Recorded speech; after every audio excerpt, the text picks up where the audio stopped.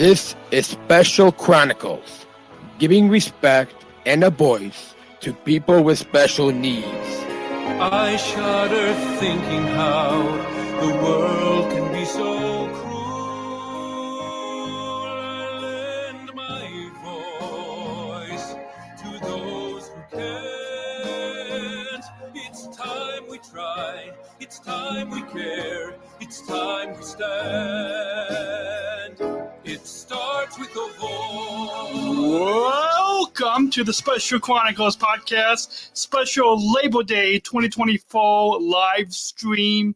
This is Daniel Smrokowski. I am the founder and host of Special Chronicles, a service ambassador at United Airlines, and a Southern Tribal Global Messenger alum with Special Olympics. Our website, specialchronicles.com. We can do more archives, and we can follow Special Chronicles on socials and wherever you get your podcast, specialchronicles.com.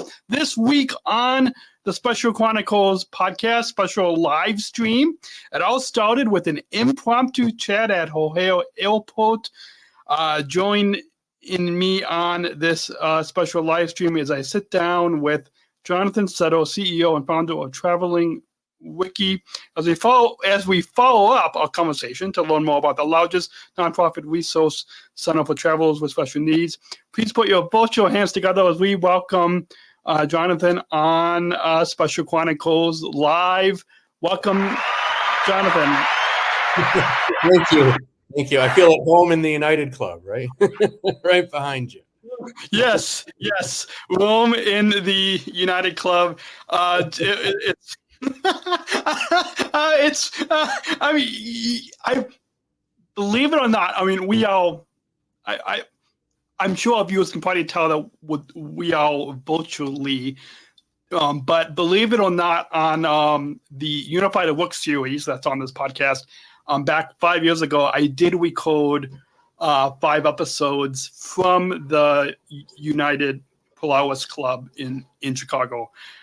So including with, he's currently the chief operations officer, and then the previous DEI, diversity, equity, inclusion officer at United Airlines, and then with some other colleagues as well. So I'm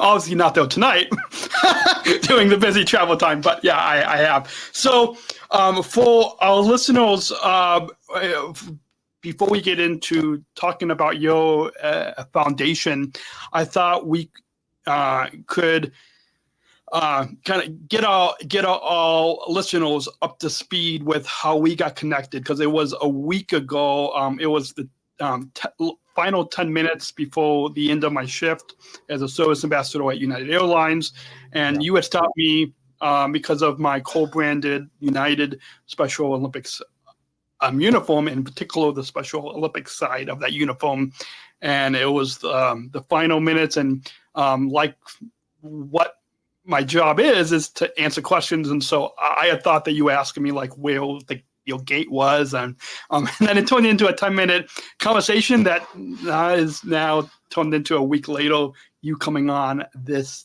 podcast. But in your own words, why don't you kind of I shared my perspective of how we got connected, but why don't you recap for our listeners how we got connected? Sure. And, I will say on your shirt, the words Special Olympics appeared. And for me, that has a very special meaning. And, it started for us, above and beyond what we do, which I will explain further. We were profiled in the Special Olympics newsletter in Georgia by the CEO and the organization, but working directly with the CEO in their holiday edition in December 2023. And that was exceptionally meaningful. So seeing that on your shirt and, traversing O'Hare, I just reached out and wanted to connect with you to understand why that was on your shirt and what that meant. And learning about the ambassador work related international global messenger ambassador work you do for Special Olympics, and being one of, very select few that does that internationally, it's exceptionally meaningful. And just that, along with a lot of other things, led to this conversation today. But, because of what we do and because of what we have, tried to advocate advocate for. It's exceptionally meaningful to have that interaction with you and learn about, this podcast and everything you do for the Special Olympics community. Awesome. Yeah, thank you. It was it's always amazing to interact with our United passengers, but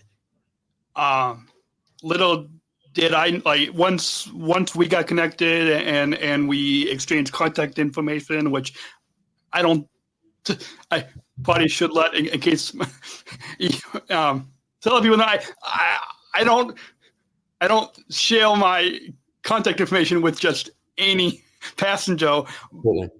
But for privacy and just, especially having this this podcasting platform outside of my day job at United, I don't like to don't want a lot of people reaching out to me.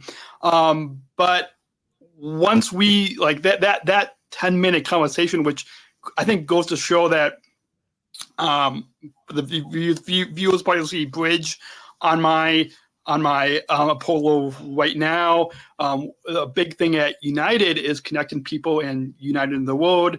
Bridge, which is one of the business resource groups, is connecting people of all abilities. So really, that connection speaks a lot into what our disability business resource group does at United. It also is kind of it speaks to what United Airlines is all about, which is really connecting people. And so can you share and tell us a little bit about, without getting too personal, but what's your connection to our disability community? Because I think that will kind of give a good kind of backstory into what we're going to talk about on the program today. But what's your kind of connection to our disability community? Sure, certainly. And, I will say that the work we do as part of this foundation that I'll describe now is meaningful. I just want to make sure I reinforce at the beginning of this. This is very meaningful to be on the conversation with you specifically and as part of this podcast. I learned, so I've spent my career in aviation and travel, probably 25 years. I was an intern at Gates in '96 during the Summer Olympics for Delta, Gates and charters and that kind of stuff. And it's gone since then. And I learned of a challenge in travel.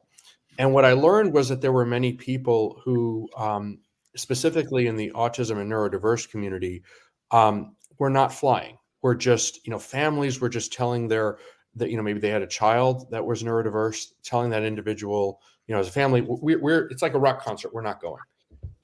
It's just too much. And I kept hearing this repeatedly. I heard it, over and over and over again. And then I started to learn of resources. It started in Pittsburgh with what Christina Casotis and the team have done to build Presley's Place. And I had a chance to meet Presley's dad, Jason Rudge, or virtually meet Presley's dad, Jason Rudge. Presley is a child on the spectrum. Presley's dad, Jason, works for the airport, and the resource center they have for the autism and neurodiverse community is built in their honor based on his, original suggestion at the airport. There are many resources in Pittsburgh and beyond. And Jason told me a lot of the community doesn't even know it's there, even though, it's a very crowded, noisy environment we live in, and it's hard to connect with people. And so I wanted to connect in a very meaningful way to let people know about these resources. So essentially, back to the answer to your question, my connection is trying to address a challenge that is people completely leaving aviation and travel as a means of, they're either driving, surface transportation, or not going at all. And I think travel is enormously empowering and important in society. So of course, I'm not, with my resource that I've now built, which is the largest of its kind in 11 languages, spanning, like so many resources across the United States and utilized by people worldwide. And now the sole resource of its kind for 20 million special needs Americans on TSA.gov. It's not, it is about empowering those individuals with resources. And we'll get into other resources that we have as well. But it's attempting to make an earnest attempt to solve a challenge, and with individuals with something that's incredibly empowering and I think, can really help change the trajectory of people's lives. Awesome. Yeah, I love that. I love that. And you touched on something in particular about the Autism Center that's at the Pittsburgh Airport, which is a note that I made in preparing for our live conversation today. That I'll leave our listeners or viewers on the edge of those seats because we're going to come back to that in a couple of seconds from now. But it's all about keeping our listeners listening in to the whole episode today. But we're going to go on and just take a quick break, and when we come back, we'll get into the backstory of Traveling Wiki with our guest, Jonathan Sutter, right here on SpecialChronicles.com. And quick note to let all of you listening out there know, support for Special Chronicles comes from listeners like you. Please join our supporters with a monthly or one-time donation to help us operate our studio and continue our mission of giving respect and voice to those of us with disabilities. You can visit specialchronicles.com/plus to join and access our exclusive bonus content. Again, specialchronicles.com/plus to make a monthly or one-time donation starting at $10 a month and up, or any one-time donation. Please join today at specialchronicles.com/plus. And with that, I'm Jonathan. You told us a little bit about your connection. I think that will speak into now a little bit about the backstory. Can you, before we get into that note that I made, but take us back to the very early days, because I'm so glad that we got connected. Talk about the work that you do, because for myself and so many of those Americans with anyone of us with special needs, it's so gratifying to have somebody that is working with the TSA and compiling all these resources. Because I know for myself and for my parents, there's so many. There can be so many resources out there, and a lot of times online, people don't know, might not always know what's true and what's not. And so can you take us back, and when did you start Traveling Wiki, and what inspired you to start this foundation? Yeah, I mean, so the inspiration was learning of the challenge and just saying, no one's built this, I'm going to go build it. And like a resource center. The challenge that I think, just as somebody who's spent a lot of years in this industry and the intricacies of travel and planning and aviation and the like, is that it's a very complex ecosystem for somebody. Let's say you are a family that's deciding, well, let's try this journey. There are, as a preliminary item, there are a lot of different stakeholders that impact the likelihood of success of your journey. So let's say I'm going to take an example journey. Let's say you live in the eastern part of the country. Let's use Baltimore, Maryland. Doesn't matter. You're going to connect somewhere in the middle of the country, and you're going to the west side of the country. Let's say it's Seattle. Doesn't really matter where it is. You have, at a minimum, in that scenario, 5 different stakeholders that are largely impacting your journey. You've got the airport, which controls the environment where you leave from. If you're connecting, you've got the airport. So number 2, the airport where you're connecting in that environment. 3rd is the airport where you're your destination where you're going to return from. 4 is TSA, which is controlling the security at your departure airport and your return airport. And then 5 is the airline. And that just assumes you're on one single mainline airline and not connecting to some regional airline. It's really complex. And all of those different stakeholders have different procedures and the like. So what I learned is, well, if we're going to create a database and an information source you mentioned, it's interesting, you mentioned there's, inaccurate information. Veracity is really important. And I think that's paramount in what we do. We are trying to be a credible source. There's so much information on the internet that's non-credible, that's, sort of, this, what do we call this, mendacious, whatever we call it, right? And so we're trying to be the credible source of information. And originally we had Wiki in the name because we wanted to be a community input resource where people like Wikipedia could, contribute. But what we soon learned is when we signed this agreement, we have an agreement with TSA to be this provider of information on their non-visible disability page. We're now the sole provider, 20 million Americans, for these resources. we needed to make sure it was accurate. And so as a former attorney, what I decided to do is I'm going to do this. It's going to be, we're going to update the information as the foundation, and we're going to footnote everything back to the source documentation. And we unfortunately can't have anybody in the world modify it, just because Wikipedia has a community of moderators that checks everything. We just don't have those kind of resources, as an organization that's not monetizing this, is just trying to provide a public service. But again, going back to your question, we are trying to solve the problem of people abandoning air travel, something we think is really important, by being the what we consider the gold source of information, the veracity, if you will, associated with these journeys, and the information and support that can be provided in all these different touch points by all these different providers. We can't provide all the information about all the airlines, so the airlines have different procedures, and you may connect to a regional airline, but certainly we want to try and connect to all the airlines and provide as much information as is possible at the airports. And then we have the partnership with TSA, so they have a program that helps you with security. Awesome. I love that, and especially I'm sure that there's a lot of adults with disabilities and parents and family members and caregivers in our community that what you just shared about how your foundation is a credible source of information and how you're solving a problem. I'm sure that's bringing a lot of joy and smiles to their faces, that your foundation and your resource is something that I'm sure so many are gonna look for. For those of you that are watching the live stream later, listening to the audio podcast, in the description below, we've put links to your resource in the description below. So wherever you're tuning in from right now, our listeners can have the information, and I'll put links to other resources that we'll get to at the end of the program. But can you tell us thing there? Yeah.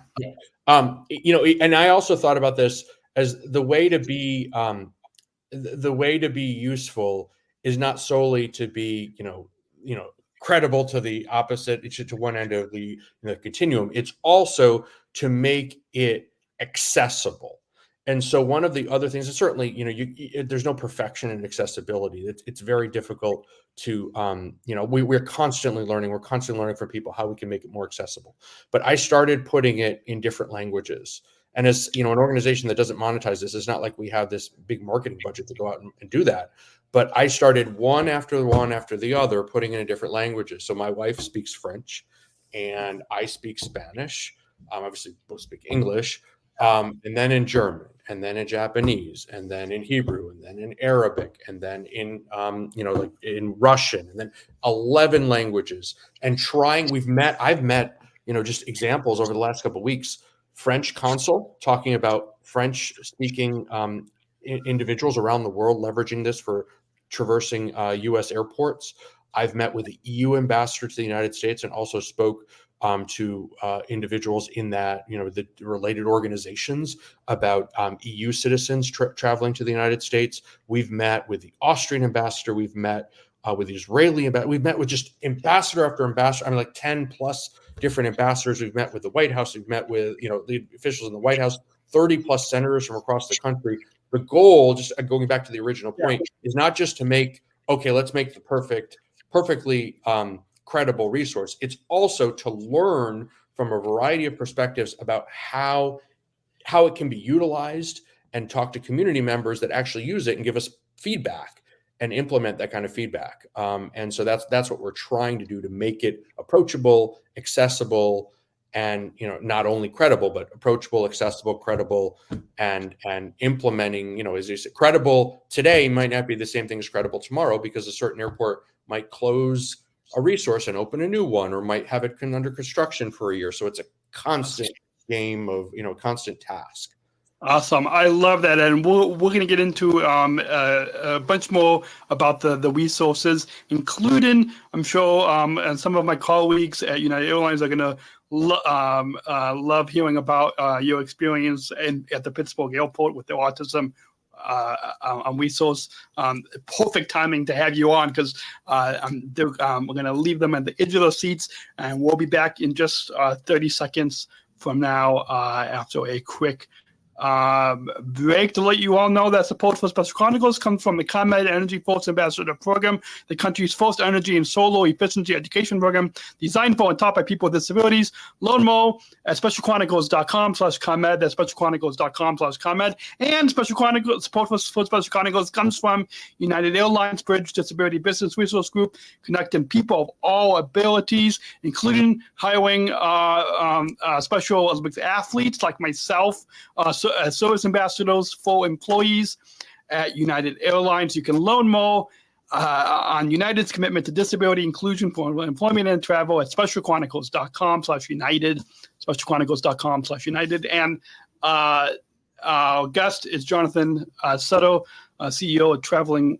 Wiki. And I made a note, actually a couple notes, Jonathan, because that's how I know some of my colleagues at our Bridge Business Resource Group are going to love this part.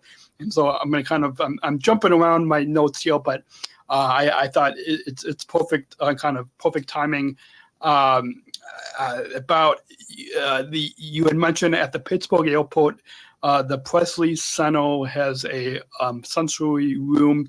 We have bi-weekly calls, and a couple of my colleagues, not me, at least I'm things might change last minute, but a couple of my colleagues are actually going to go to the Pittsburgh airport just for a day trip to hear about this, because that's something that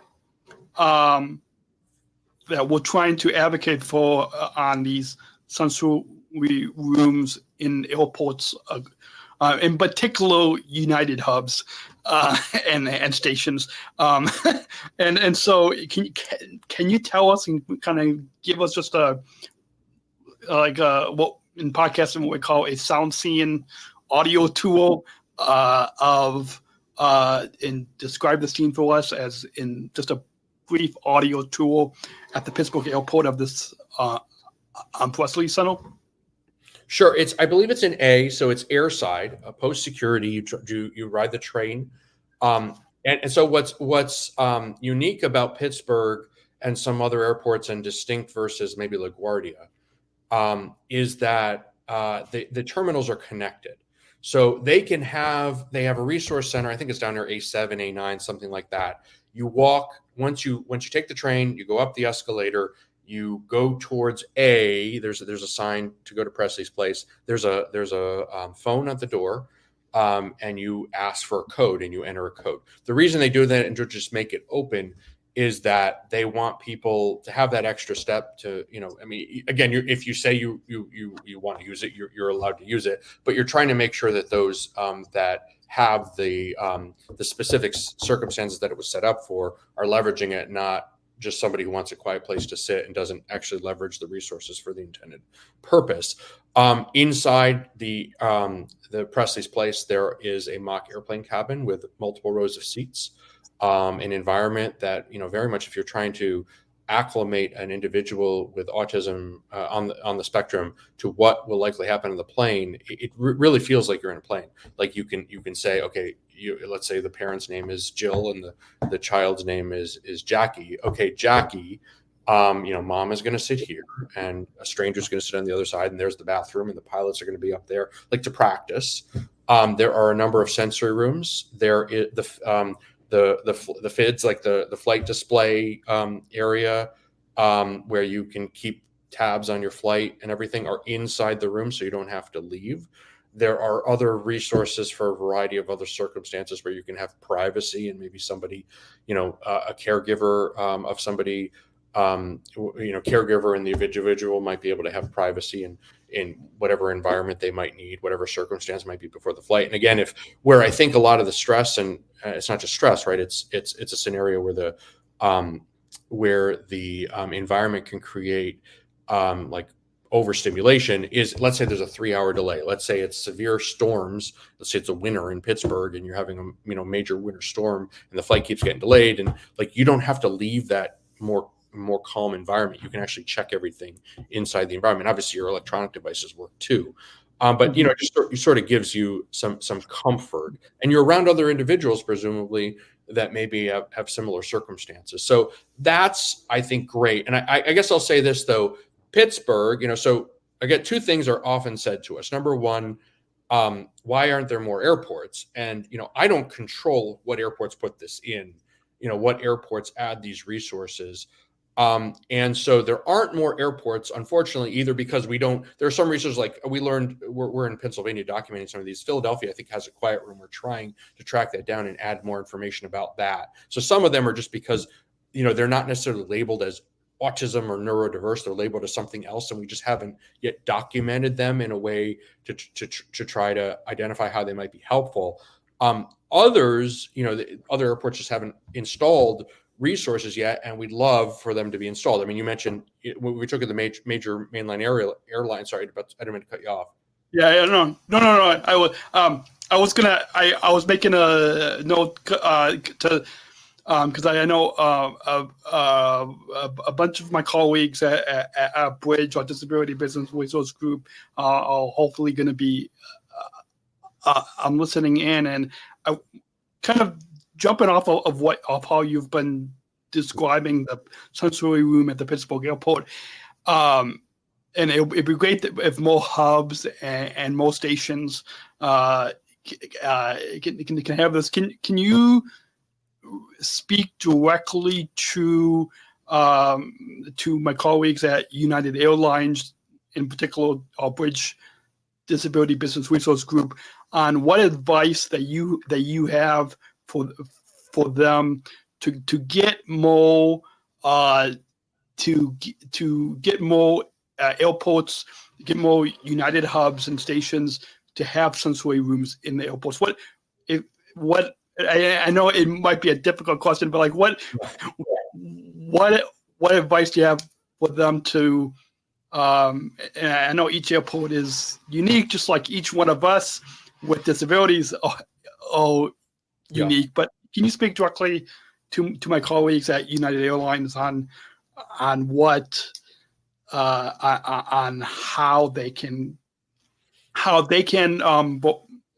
particularly the airline in collaboration with a lot of our hubs to get a sensory room? Yeah, and is it maybe? Am I speaking to a hypothetical person? Like, I used to work in airport strategy. Am I talking to a hypothetical person in the airline and airport strategy, or a senior executive? I would say both, because I know we've got a wide variety of both senior executives at United that listen to this podcast, and then others as well. So I guess both, if you could kind of speak to both. I mean, if you had to break down, how do you convince people of things? Well, sometimes you show numbers, and sometimes it boils into a public policy or maybe an emotional discussion. So I'll take the former and the latter. The former, Senator Harkin wrote the ADA, Iowa. Our biggest state is Iowa. Senator Harkin's Institute, so Daniel Van Sant, I don't want to mischaracterize Daniel's words, because I would leave it to the Harkin Institute. They're affiliated with Drake University. We're starting an occupational therapy and a capstone program with Drake University in the spring. But their institute, and again, this is founded by the author of the ADA, and their policy expert is telling us this. 25%, up to 25% of the U.S. population, that's 80 million people, are disabled.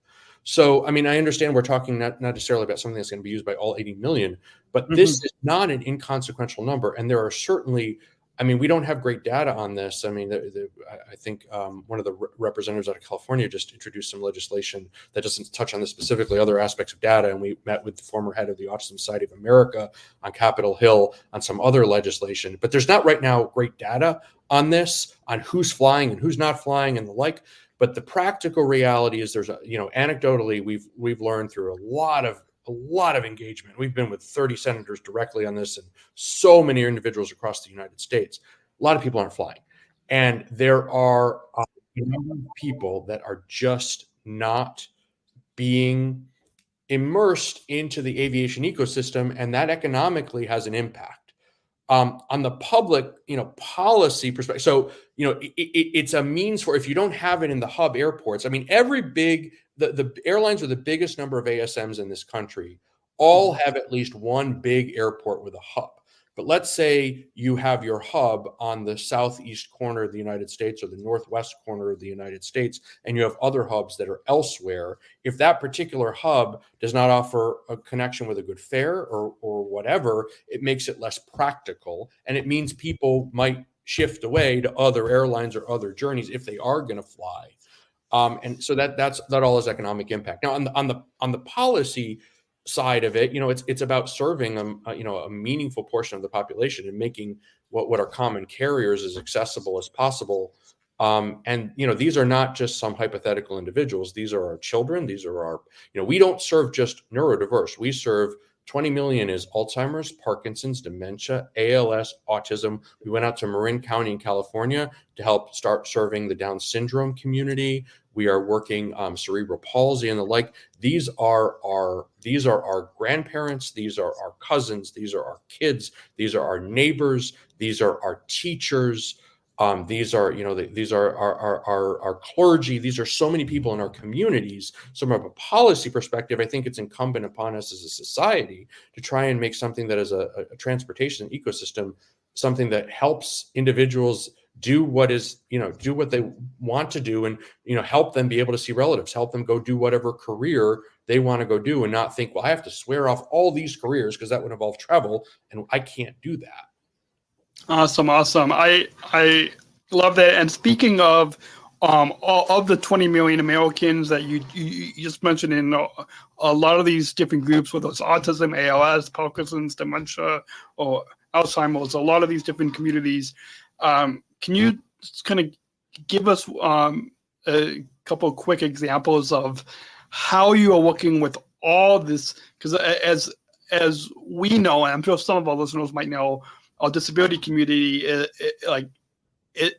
it's anybody can join it at any time, whether those of us that were born with our challenges or just anybody. So kind of in these 20 million Americans and all these different community groups, whether it's autism or dementia or Alzheimer's or ALS or Parkinson's, is there one or two examples of how you are working with these disability communities to document resources for the TSA and for your foundation? How are you working? How? Yeah, do you have focus groups, or how do you do it? We're trying to. Our impetus, our sort of our North Star in each airport is the resource and not necessarily the community members, and I'll explain that further. Let's take neurodiversity. Let's even just try and take the spectrum of autism. It's a spectrum. You have such a wide variety of circumstances. There's no way I, as an individual, could possibly detail how it's relevant for 8 million people who all have unique circumstances. So we've tried to say, okay, let's take the resource and let's describe it in a way, using maps, using source links, using imagery, using, again, 11 languages, to try to make it understandable to individuals that might want to see it on my page, might want to click into the underlying link and go to the source documentation.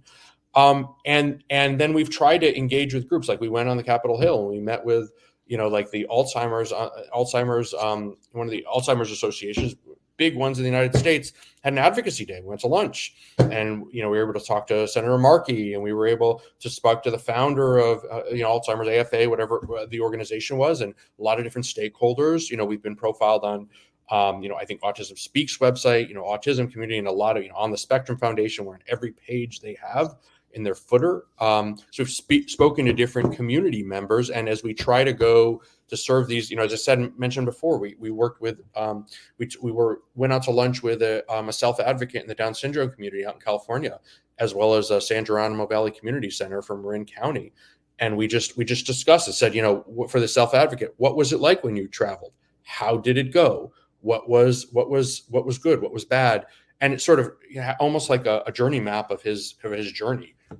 Okay, let's understand what your journey was like. And of course, that's a sample size of one, but it allowed me to have an intelligent electronic conversation with the head of TSA and say, this is what was conveyed, and allowed me to immerse that information into, inform me as to what maybe we should be thinking about. But, unfortunately, it is not possible, I don't think, realistically, to know how to document that something that will be applicable to everyone. The other thing we've had to do in certain airports, and I use Cleveland as an example, I grew up in Northeast Ohio, they don't have an autism or neurodiversity area.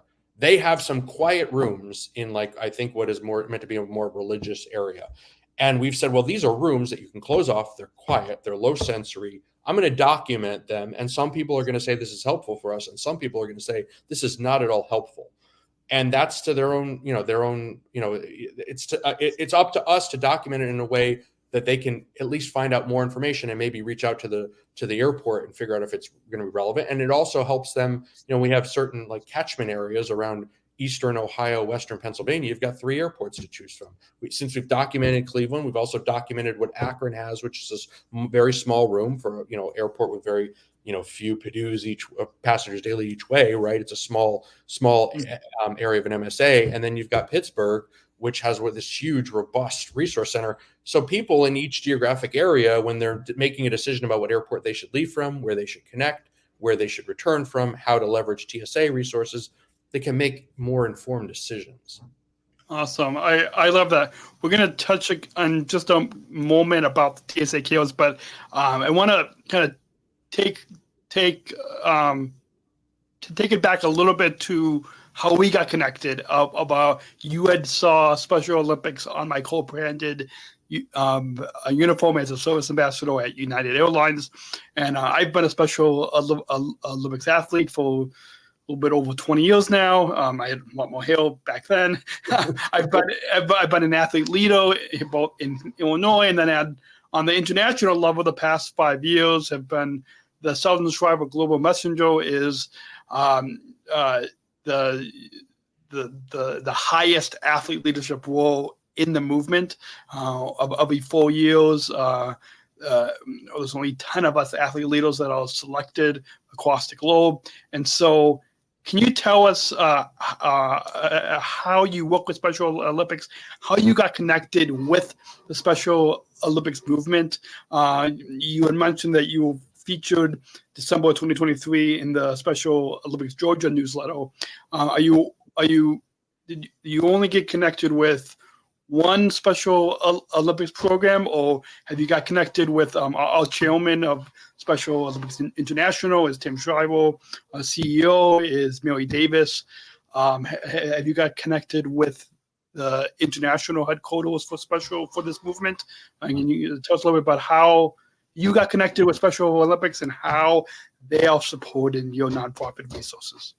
Absolutely. So I really appreciate these questions. Let me also say, I think it's really important to reinforce you're one of 10 people in the world that represent a very, very, very important community.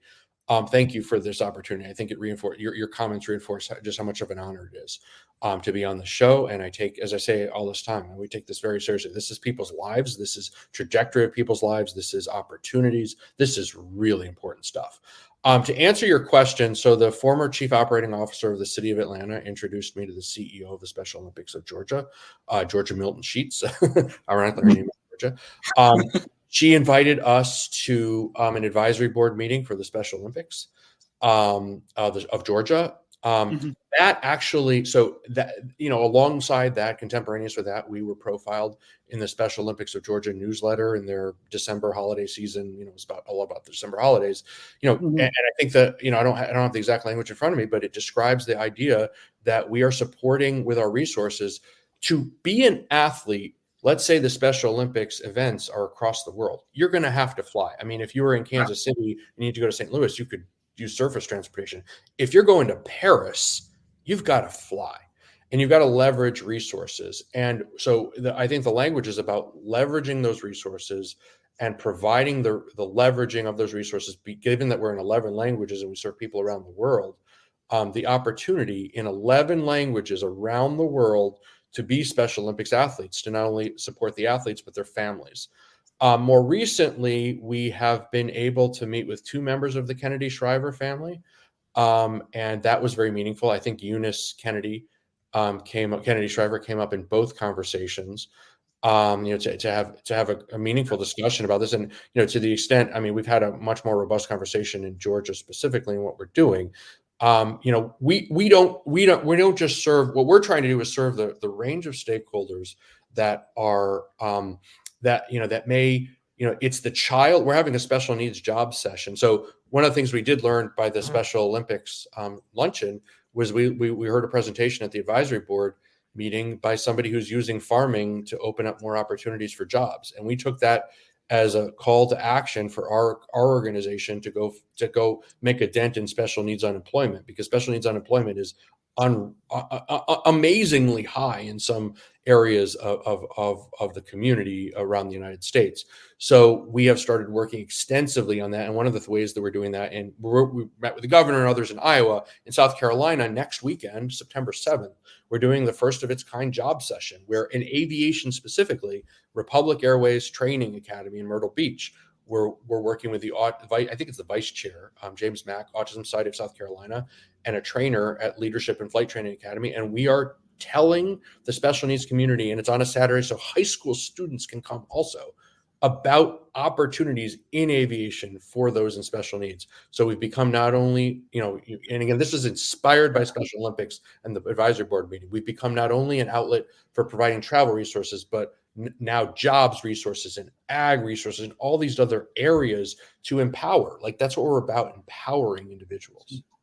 Awesome. Yeah, that's definitely, in particular through the athlete leadership program of Special Olympics, it definitely is empowering us, not just on the field of play, but off the field as well. We have the upcoming World Winter Games in Turin, Italy is in March of 2025, and then I believe in 2027 is the next World Games in Santiago, Chile. And so those, and I know in particularly, the only airline that I'm mentioning is my employer, but United Airlines, I know where you can donate your miles to Special Olympics. So it's awesome that you are connecting with this movement and with the world's largest health organization for people with disabilities. It's a really big movement. And we're going to kind of switch now back a little bit. You mentioned the 11 languages that you have translated your resources into a few times. My mom, she's now retired, but she was a foreign language. Linda. Okay. She was a foreign language teacher in Spanish, French, and German. Wow. Not all at the same time, but like she has in both public and private schools. She's now retired. But so with that, why did you want to offer these? It might be obvious because those travelers with disabilities traveling across the country that not only speak English but also in different languages as well. So it might be obvious, but why did you feel necessity to offer these resources in 11 languages. Accessibility of resources and understanding the information is critical, and it's as a foundation, as an organization that has a mission that we've documented and we talk to our stakeholders about. I think have both a opportunity, but also it's a privilege that we have, but we also have a responsibility to ensure they're leveraged and to ensure we provide them to people in a way that can be leveraged. And so when we started thinking about different communities across society and things like in the neurodiverse community, early intervention and accessibility of resources, we started to learn through data that different communities across society have higher prevalence of neurodiversity, but fewer resources. And so we started to say, well, how can we make a dent in ensuring that our resources are available and are we fulfilling that mission? And one of the ways we decided to do that was to put the resources in 11 languages. And so, we met, as an example, we've met with multiple people on Capitol Hill who represent a lot of stakeholders that primarily speak Spanish. I speak Spanish myself. And, as somebody who takes that very seriously and ensuring that, especially in an airport, when we look at certain airports that have a, catchment area where a large amount of the population that, is served by the airport as their home O&D airport or whatever, they're speaking a different language, then we probably logically, going back to this idea of trying to serve people, we should be in the languages. So we started, I think, with Spanish and French. And then it led to German, and then it led to Japanese, and then it led to Hebrew, and then it led to Arabic, and then it led to Russian, and then it led to Mandarin, like one and one. I don't know if that's sequential. That wasn't sequential order. It was probably some different order, but, it led to 11 languages. It's about accessibility, and it's about providing a resource that's helpful. I mean, at the end of the day, what we are trying to do is make sure, I was a volunteer teacher. I volunteer taught back where I'm from in Ohio. And it occurred to me when I did this, a student, when they tell me in a high school class what they're going to go do in their life, their discussion, their response to me, their retort as to what they want to go do is, impacted inherently by what they think is accessible to them. Like if they are a certain height that is not likely to play in professional athletics, then they're probably going to say that career is probably not accessible to me because I'm just not tall enough or whatever it is, right? If they are told repeatedly or think very, earnestly that travel is something that is sort of like going to a heavy metal rock concert, it's just not something their family, they can do, then they're going to rule out certain careers that require travel. I just think let's try and make these resources accessible as possible so people can have access to this public transportation, this aviation ecosystem.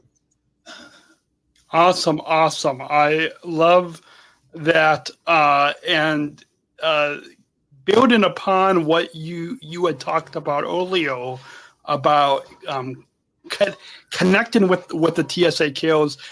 This is so. I want to just touch on a couple of things that you said. One was that you were working with the unemployment of those of us with disabilities, and something before United Airlines and Special Olympics, the global partnership got together to. I was one of the first full athletes that United hired, a brand new groundbreaking inclusive employment program that started in October 2019. October 28th, 2019, quickly coming up on the 5-year anniversary in just a couple months from now. But about a month from now. And so back in my special ed classes, in the job skills classes, for myself and for a lot of us with disabilities, a job in aviation, working for a major U.S. airline was not something that we were told was possible. So I want to touch on that the side of the foundation of the work that you're doing to hopefully reach out to more with disabilities, that this type of job is possible, is just an empowering thing that you're doing. And then you had mentioned the TSA kills. The first few years that I was working for United Airlines, I honestly didn't know about the TSA kills. And then once part of my job as a service ambassador is to help and talk with passengers with wayfinding and where to go in. And I know I've had a few people that have asked, in particular for the TSA kills. And now I know in our supervisor and managers office, we've got little business cards that say TSA kills, and they've got the hotline and the information. So can you tell us about a little bit more about how your foundation is connected with the TSA kills, and a little bit more about how you? I know we'll coming up on about 15 minutes now, so we've got just a few minutes. Hopefully, it's not. This episode won't be longer than an hour. So, but I guess kind of briefly how your foundation is working with TSA kills. So I had a conversation initially with Administrator Pekowski. So Administrator Pekowski leads TSA. He reports into Homeland Security, Mayorkas, and President Biden's cabinet. So he's 2 steps away from the president of the United States. And we had a conversation about this, and I think it led to a series of discussions with others in TSA about this kind of resource and trying to earnestly create a resource that could be leveraged. And that subsequently led in 2023 to us becoming the sole resource for those with non-visible disabilities. So CARES has all these different listings of, let's say somebody's, they have visual impairment and this and that, non-visible disabilities. We are the sole resource. We were recognized, we are not, I don't work for TSA, right? We're a partner of TSA, but we serve, if you call the TSA hotline and you say autism, the phone, I see a phone number on your screen now. We have our own hotline for people who want to reach, out to us. Actually, the hotline is 6417 autism. It says 641 autism, 6417 autism, just so you know. And that's just a phone number in Iowa. But TSA has a phone hotline, and if you call TSA, they will refer you to us. If you go on TSA.gov, it will refer to us. That's the TSA Cares hotline. That's their hotline, the one you have on the screen. There was a press release issued in early January 2024, Administrator Pekowski's Innovation Year in Review press release. They noted in that specifically, and this was spread. We saw this press release in Africa. I kid you not. This is spread all around the world. And they cite specifically to that they had engaged 187 organizations in 2023, and in their Innovation Year in Review press release, they highlighted and linked to Traveling Wiki Foundation specifically for our work in this regard. And as I said, we take that very seriously. As I said, we heard about this in Africa. We heard about this in Asia Pac. We heard about this across the United States media, just over and over and over again, how widespread it was that TSA issued that, and hearing that feedback. It's very serious because there are, again, disabilities are just much more frequent, or the incidence rate is much higher than people recognize, and people need these resources. So that's where we come in, and that's the relationship with TSA, trying to be a public resource, serving the public. Awesome. I love that. In preparing for our time together, which just because I'm so busy with not only with my job at United Airlines, but also this Special Chronicles podcast and platform, and being a special Olympics athlete. So I was doing my preparation this afternoon, even though it's a Labor Day. Most people don't. I should say most people don't work on a holiday, but unless you work for an airline and you have this podcasting platform, you work on a day where most people don't work. But anyways, in the preparation today, one of the news coverage, I think on the ABC local affiliate in Iowa. We are Iowa, ABC Iowa, yeah. Yeah, ABC Iowa. You had talked a little, and both that, and then in the information that you had emailed me about receiving positive feedback from the community.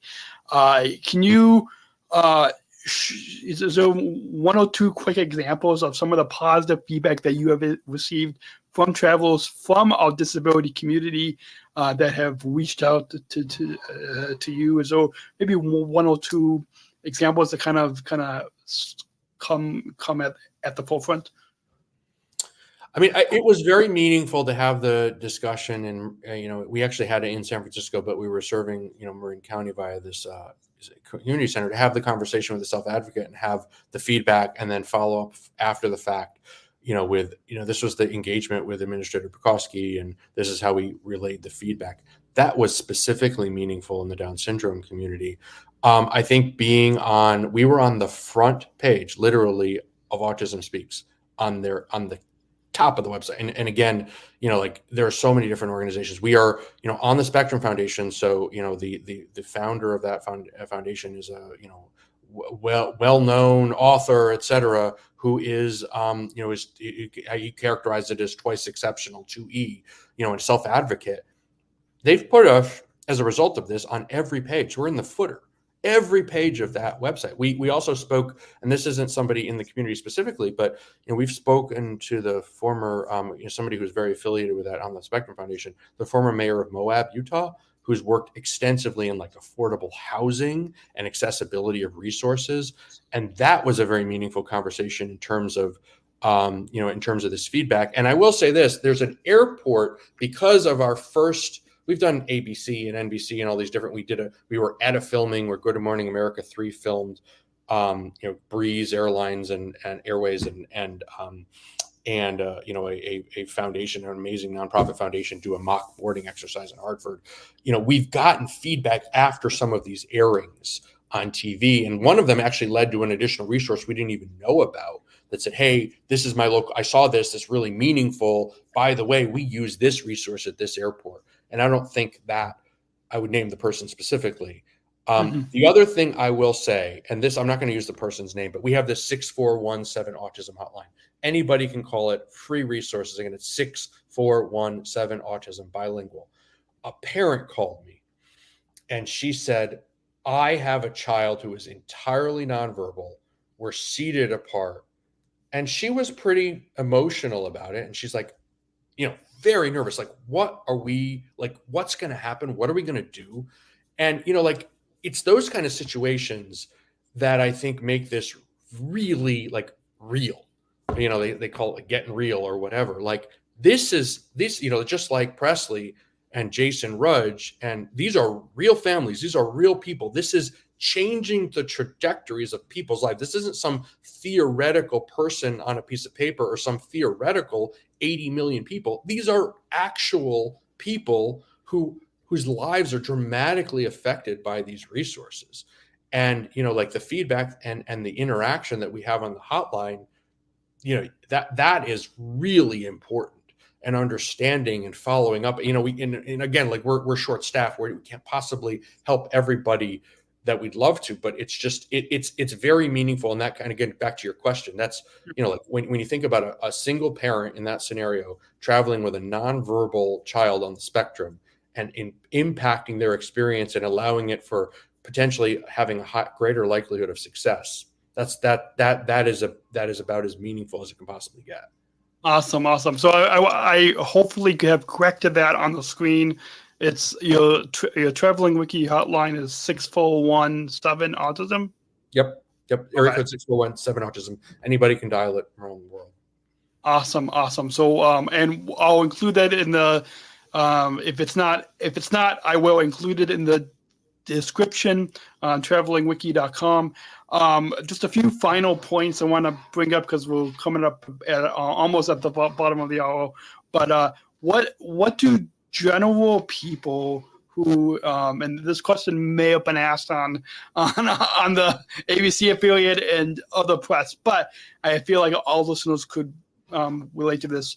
What do general people who do not have sensory challenges, who do not understand what it's like for, and I'm sure that there are probably some people out there that just don't understand what it is to be on the autism spectrum, that do not understand what it is to have sensory challenges.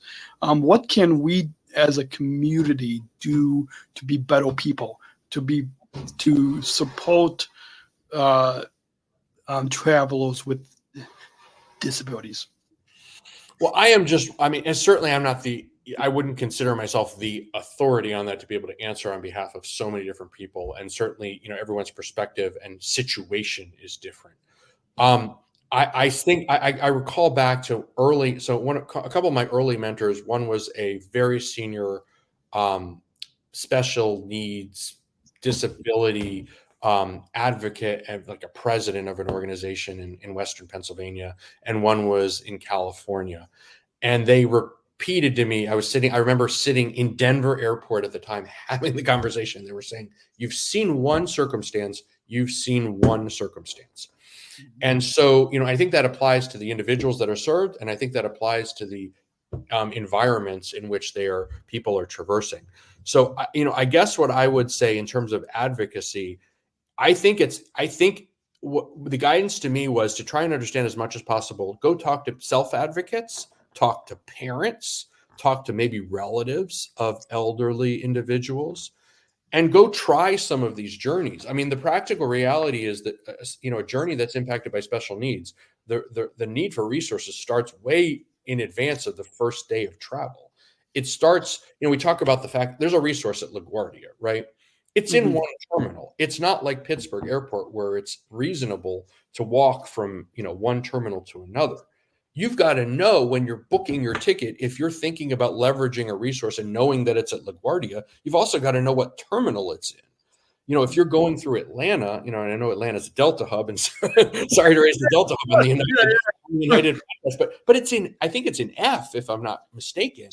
If you are connecting between two domestic spoke cities through Atlanta, you're likely not connecting, in F.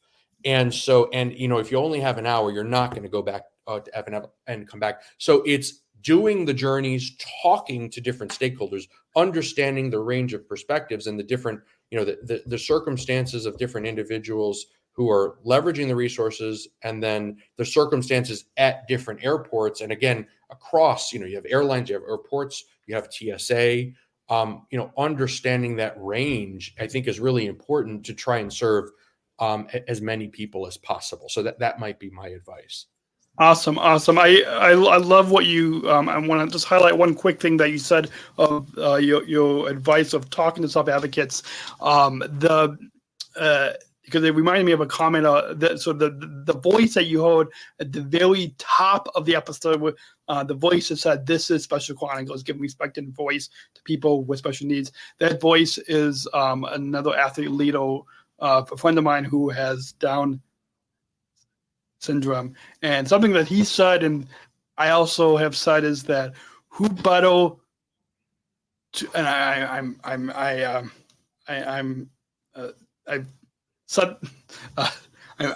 trying to recall what he said and what I have said, but who better to talk to people with disabilities than those with disabilities? And I think that also hopefully amplifies your advice as well.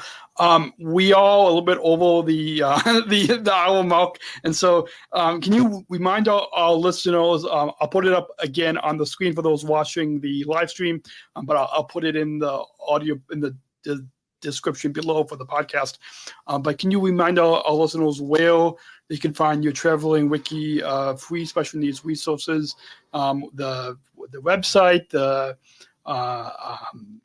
hotline, phone number, social media, TSA Chaos resource, your LinkedIn, all those resources that our listeners can, because I'm sure there was a comment from, I'm sure there was a comment that I'm going to put up on the screen in just a moment, but there's our audience is enjoying this conversation today. But can you any social plugs?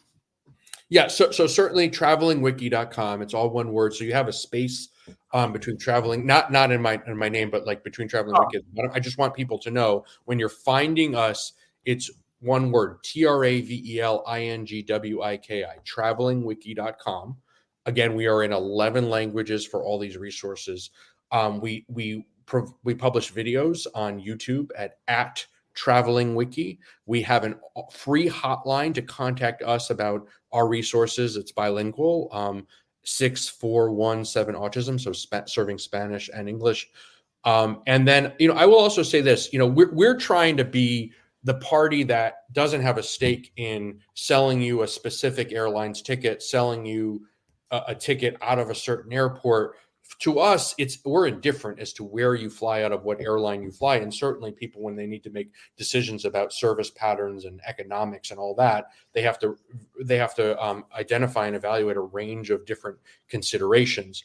We would really value if the airline accessibility line at the airlines and the accessibility pages linked to us, so that people could then go to a central repository of information, so that they can make more informed decisions. So eventually we would love to be there. And then we're also trying to use AI down the road. And we've made we've demoed a couple things for the government already in this regard, to make this all automated, to make it easier to find, rather than having to make manual decisions, about, well, let me find this and let me put in this language. Be able to just ask a question in a certain language and be able to have a response that gives you some coherent information that you can leverage to make more informed decisions, both before, when you're planning your journey, during travel, etc. Awesome. I love that, and I'm going to definitely be sharing this conversation with a couple of my colleagues who work in the accessibility team, the accessibility department at United Airlines, for example, and hopefully I can connect you with some of them to help to make some of that of your future dreams possible.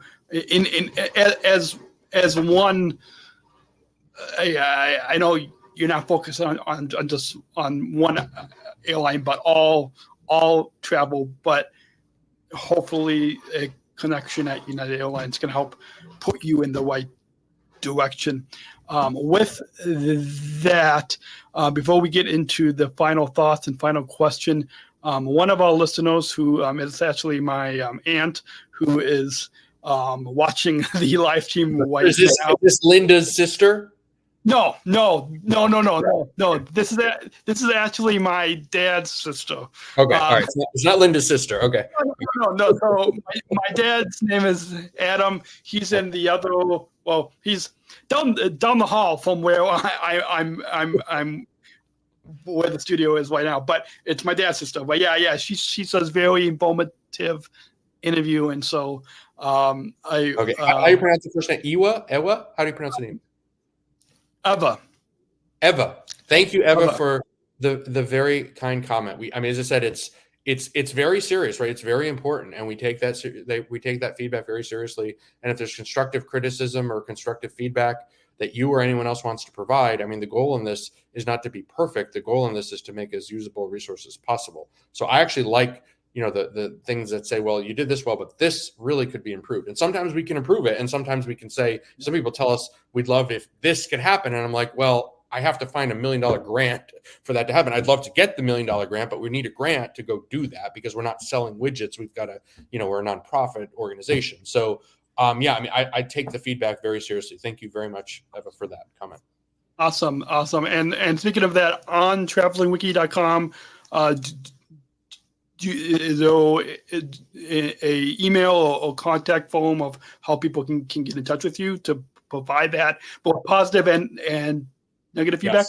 Yes. There's a contact form, and also, as you note, again, we have to be realistic about this as well. There's also a form, go to PayPal and make, help fund making this possible. That's an important part of this. Like, we don't intentionally, so when we outline this in what we do with the government, we're not about selling plane tickets, widgets, or whatever it is.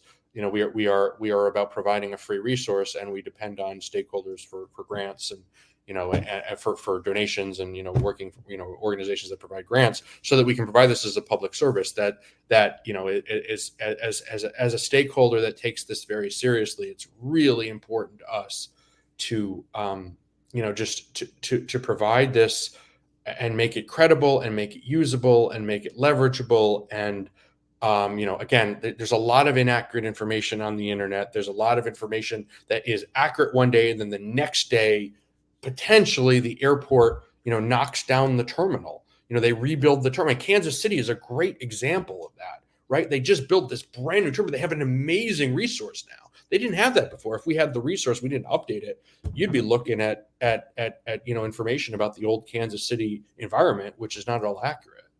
I absolutely, and I know at O'Hare Airport in Chicago, this might be 10, 15 years from now, but eventually the Terminal 2 at O'Hare Airport, they're gonna knock that down and rebuild like those. So there was gonna be changes even coming from that. I did.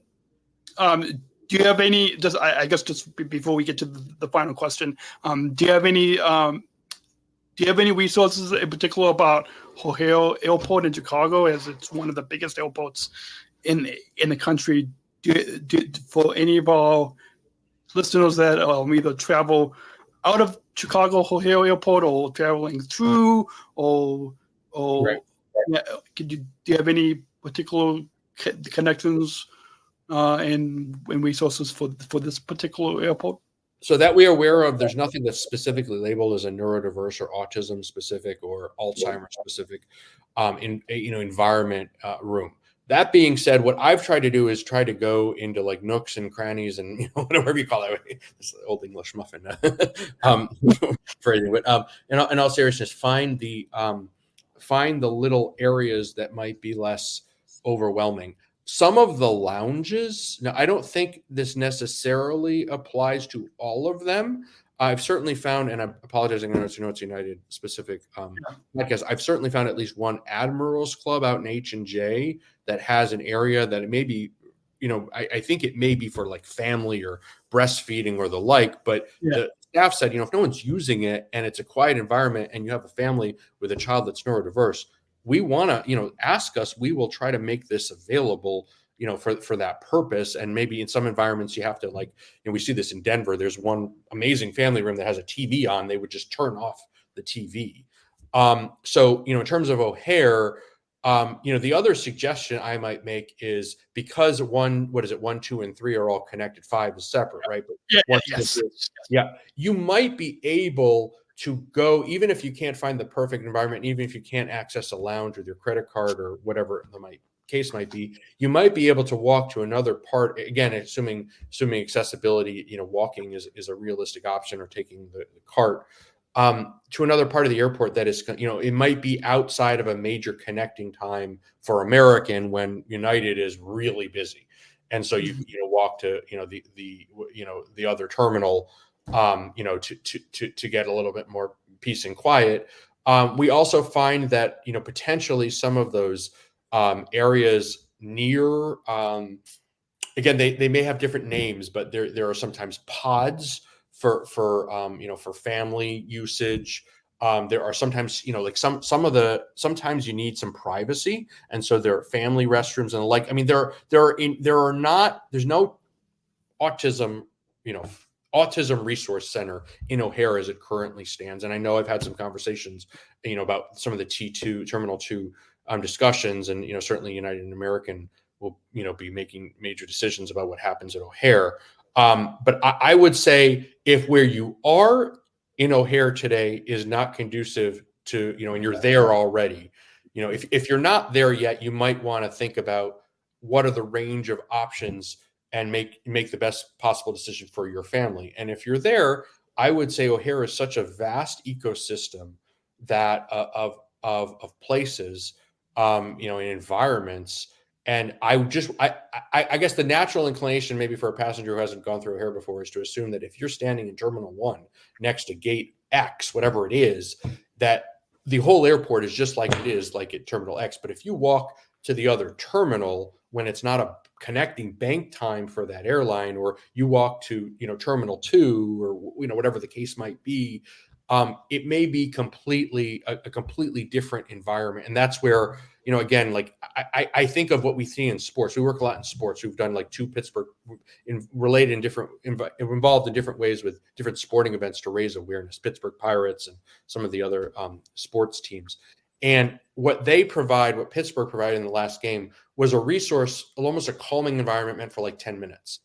It's okay, we have a situation where sensory is a real challenge right now. It's overwhelming. We just need a place to have 10 minutes away from the sensory overload. That's where I think, keeping in mind that what's going around you, if you're standing in front of B5 where we were the other day, right where the checkpoint lets out, right where this, like whatever the main it's overwhelming. Take the walkway. Sorry, I'm getting some feedback. You take the walkway over to C and go to the far end, or even go to the completely other terminal, where the other airlines are. You may have a completely different environment. So if you need that 10 minutes, again, it's not necessarily ideal where you could be waiting in that environment, but you can certainly, in different circumstances, find it. And certainly just call us on your cell phone. If it's a time we're open, we'd be happy to try and help you and figure that out. And let's try and brainstorm. That's what we have it for. Awesome. So once again, 6417 Autism is your hotline for Traveling Wiki and travelingwiki.com. And so we'll make sure to put those resources in the show notes. Before we get to the very final question, do you have any final thoughts on your vote? I know we've been talking for the past hour and 15 minutes, but it's like you said, it's very valuable information that we are providing to our listeners to learning about this resource. Because I'm sure there's many of our listeners that many of our listeners with disabilities or know somebody that is traveling. But do you have any final thoughts on your overall time on Special Chronicles, on this podcast, this live stream that you like to share with our listeners and viewers? I guess number one, I want to say thank you to you for your work, the work of Special Chronicles, the work of Special Olympics, the work of your mom, Linda, in teaching for so many years and teaching in so many different languages. That's incredibly important, and I think it bears repeating. I also want to say that the more I learn, the more I realize how much I don't know, and I don't mean that as trite. I mean that as very serious, right? Like every day I realize, well, I did that wrong yesterday, and I had no idea that it was wrong. I was completely confident in what I was saying, but in fact, it was completely wrong. And the practical reality is this is an onion with just peeling layers off and layers off and layers off. There's a lot there. And so, while we are not perfect, I want to reassure your listeners, we are earnest in our desire to provide these resources, and we value feedback. We value, I hate to keep reinforcing this, but, we do have to exist. So the support is helpful, really critical for what we do. And, again, that feedback and learning from you all is especially important as we, try to learn about new resources and try to understand how different environments work and how different individuals interact in society, and, how this can be helpful for them. Awesome. We've got one final question, but before that, we always include these podcast conversations with, but let's go ahead and roll that bumper. We're not just athletes. We are the ambassadors of an uprising. Peaceful protesters. In a rebellion against anyone who has a fear of difference. Difference. Our demands are equality, dignity, and the recognition of our shared humanity. We will not stop or accept anything less. Today, our world is more divided than ever. And coming together has never been more urgent. The revolution is inclusion. Find out more at jointherevolution.org. Ever since I attended the Special Olympics 2019 World Games in Abu Dhabi, I've been asking all of our guests one final question that really gets to the heart of our conversation today. It's not just this podcast. It's not just about entertaining or informational, as I'm sure we've been probably a little bit more informational on this episode.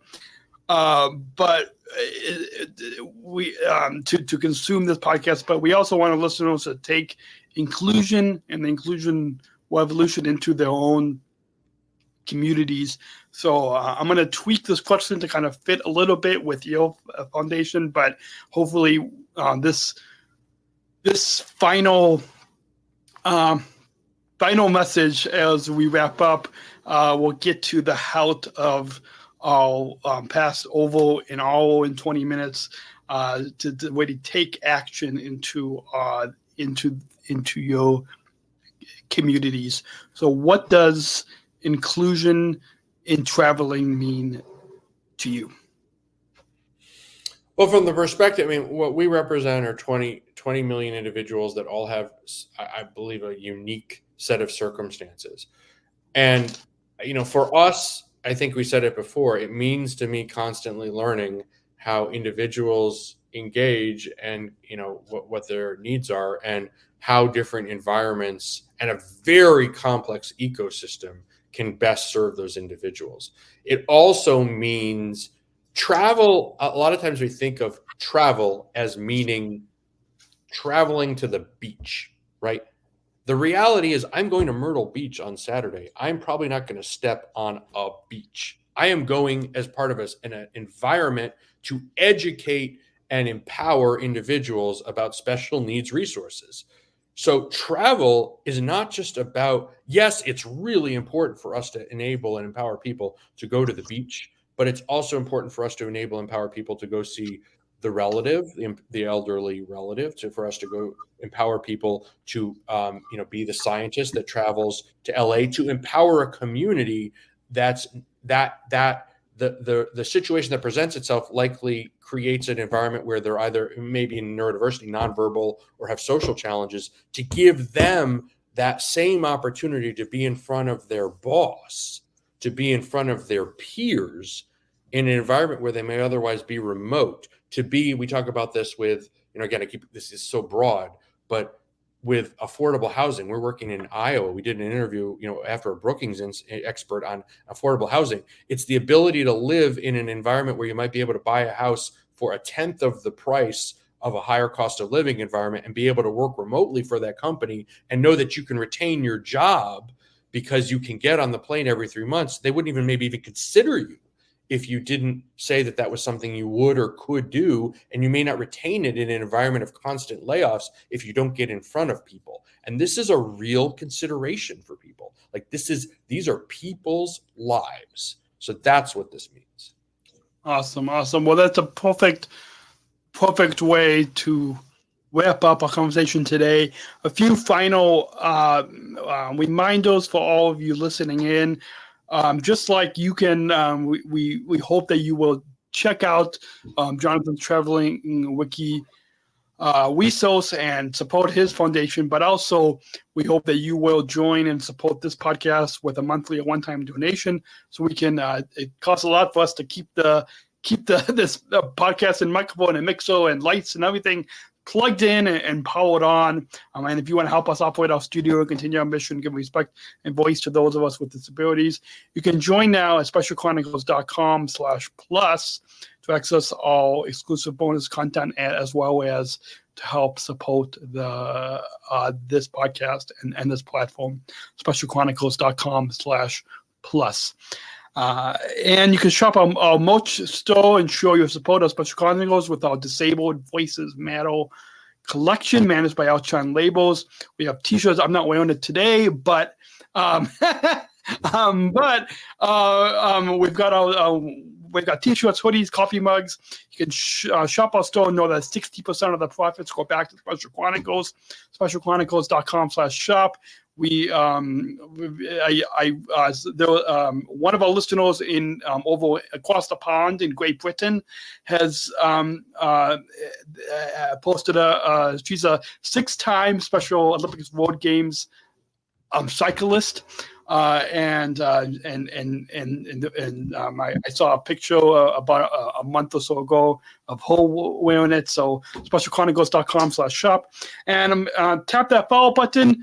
I'll go ahead and wait for you all. Go tap that follow button wherever you're listening, Apple Podcast, Spotify, iHeartRadio, wherever, so you never miss a new episode every Monday. And we have tons of over 750 episodes available to you absolutely for free. specialchronicles.com. And thank you, Jonathan, for on this Labor Day, on this Monday, evening for over an hour and 20 minutes, but thank you for taking the time to share with all listeners about your Traveling Wiki resource. Thank you so much to everyone for this opportunity, to you and to so many other stakeholders for everything that Special Chronicles does and everything the Special Olympics does. Awesome. Thank you. And until everyone have a great week. We'll be back next week right here. For those of you watching the live stream, every Monday in September, we have season 2 of our Inclusive Health series. 5 all new episodes that will be coming to you every week. So you can go specialchronicles.com, click on listen to follow and listen on demand anytime. As some people have somebody even asked me, well, how do I listen live or on? Like, some people didn't even know that you can listen to this on demand later, but you can. That's the awesome thing about podcasting. So thank you, thank you again, Jonathan, and for those of you remember, choose to include, and I'll see you next week, same time, same place, right here on specialchronicles.com. Have a great week. Thank you for listening to this episode of the Special Chronicles podcast. Our podcast was produced by Daniel Smrokowski on the Special Chronicles Network. Follow Special Chronicles on Instagram, Facebook, Twitter, LinkedIn, and YouTube. Subscribe, rate, and review Special Chronicles on Apple Podcasts, Spotify, or wherever you listen to podcasts. Our website, specialchronicles.com, where you can stream our archives of over 500 episodes for free. Also, there's a list of our favorites, original series, award-winning columns, and blogs. And sign up for our newsletter to receive exclusive bonus content delivered to your inbox. Again, specialchronicles.com. Special Chronicles is hosted by Podbean Podcast Hosting. Our live streams are powered by StreamYard. Thanks, as always, to our business manager, Adam Smrokowski, who always encourages us to never give up. I'm Daniel Smrokowski, back next week with more stories. Special Chronicles, giving respect and a voice to people with special needs.